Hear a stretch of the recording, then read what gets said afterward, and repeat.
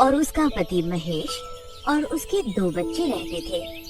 शीला की दूसरी शादी हुई थी और उसका पहला पति राजू, जिसका कोई अता पता नहीं था, वो एक बार जंगल में गया और वहाँ से कभी वापस नहीं आया। कहा जाता है कि उस जंगल में जो भी इंसान जाता है वो कभी लौट कर नहीं आता। रितेश और आशा दोनों शीला के बच्चे थे, लेकिन आशा रितेश की सौतेली बहन थी। आशा शीला के पहले पति की बेटी थी, लेकिन महेश जितना रितेश को प्यार करता था उतना ही आशा से भी करता था। ये बात रितेश को पसंद नहीं थी, क्योंकि वो सोचता था कि आशा उसकी सौतेली बहन है और उसके पापा आशा को ज्यादा प्यार करते हैं। लेकिन आशा रितेश को अपने भाई से भी बढ़कर मानती थी। वो उसको बहुत प्यार करती थी। आशा गांव की एक कपड़े की फैक्ट्री में अकाउंटेंट थी। वो पूरे गांव में सबसे ज्यादा पढ़ी लिखी थी। आशा को देखकर उनके माँ बाप रितेश को भी पढ़ाई करने के लिए बोलते थे, लेकिन रितेश को पढ़ाई करना बिल्कुल पसंद नहीं था। आशा जब भी फैक्ट्री से आती थी तो रितेश के लिए कभी मिठाई तो कभी नए नए खिलौने लेकर आती थी। एक दिन आशा रितेश के लिए नई शर्ट लेकर आई। रितेश, रितेश, कहाँ है भाई? देख, मैं तेरे लिए एक तोहफा लाई हूँ। आशा वो तोहफा रितेश को दे देती है। मुझे नहीं चाहिए ये तोहफा, तुम इसे अपने पास ही रखो। और हाँ, मैं तुम्हारा भाई नहीं हूँ, तो मुझे भाई मत बोला करो। आशा रोते हुए कमरे में चली जाती है।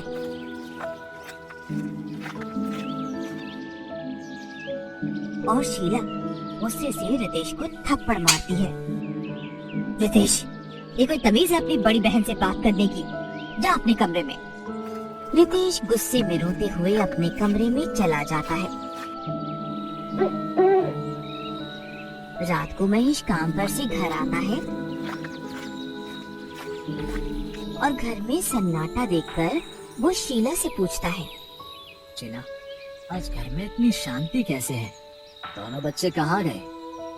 दोनों अपने कमरे में ही हैं। शीला महेश को सारी बात बताती है। अगली सुबह महेश रितेश को बुलाता है और प्यार से समझाता है। रितेश और गुस्सा हो जाता है और सोचता है कि आशा की वजह से पापा ने मुझ पर आज फिर गुस्सा किया। एक दिन रमेश को किसी काम से बाहर जाना होता है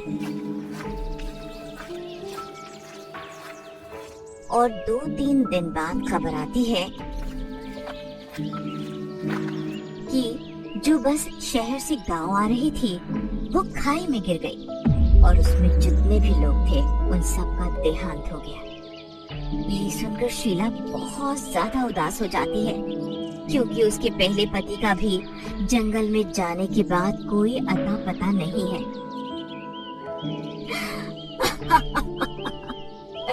हे भगवान, ये तूने क्या कर दिया? मेरे पहले पति को भी तूने मुझसे दूर कर दिया और अब इनको भी तूने मार दिया। पूरे घर की जिम्मेदारी आशा पर आ गई थी। धीरे धीरे दिन बीतते गए, लेकिन इन सब हादसों के बाद भी रितेश आशा को अपनी बहन नहीं मानता था। एक दिन रितेश की आशा से लड़ाई हो जाती है और वो भागता हुआ जंगल की तरफ चला जाता है।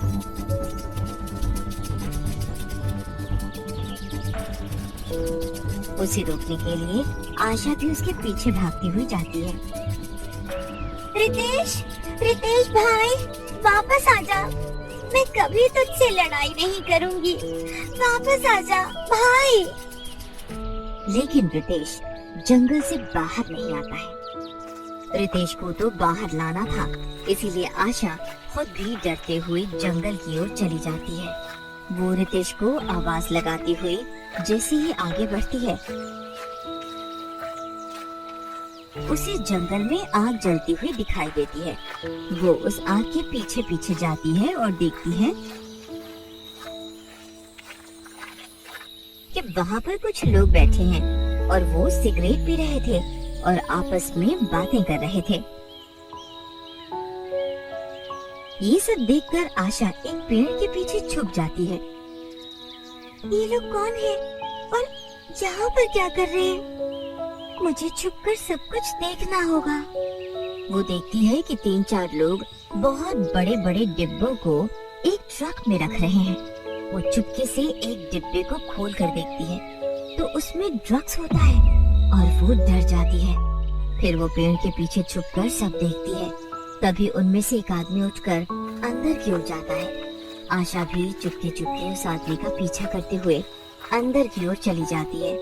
वहाँ जाकर आशा हैरान हो जाती है।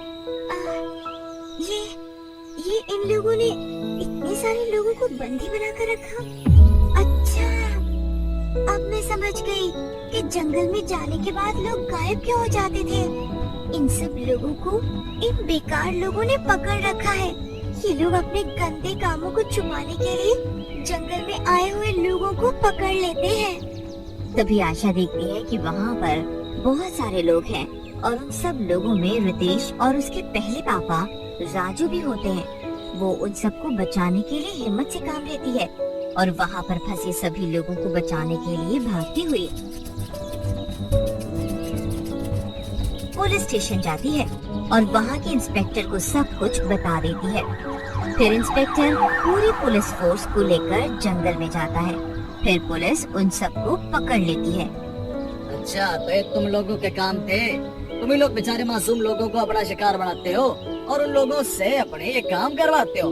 धन्यवाद आशा, आज तुम्हारी बहादुरी की वजह से हम इन ड्रग्स सप्लायर्स को पकड़ पाए। पुलिस को इन लोगों की बहुत दिनों से तलाश थी। ये हर बार हमारे पहुंचने से पहले अपना ठिकाना बदल लेते थे और आज तुमने इन लोगों को पकड़वा दिया।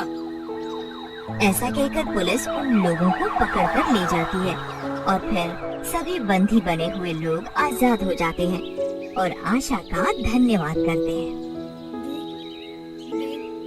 दीदी मुझे माफ कर दो, मैंने आपके साथ बहुत गलत किया है, आपको बहुत उल्टा भी बोला है। फिर भी आज आप मुझे बचाने के लिए अपनी जान को खतरे में डालकर मुझे बचाने आ गई। दीदी, आज आपने साबित कर दिया कि अपना सौतेला कुछ नहीं होता है। बस हमें सच्चे मन से अपने रिश्ते निभाने चाहिए। फिर आशा, रितेश और राजू घर चले जाते हैं।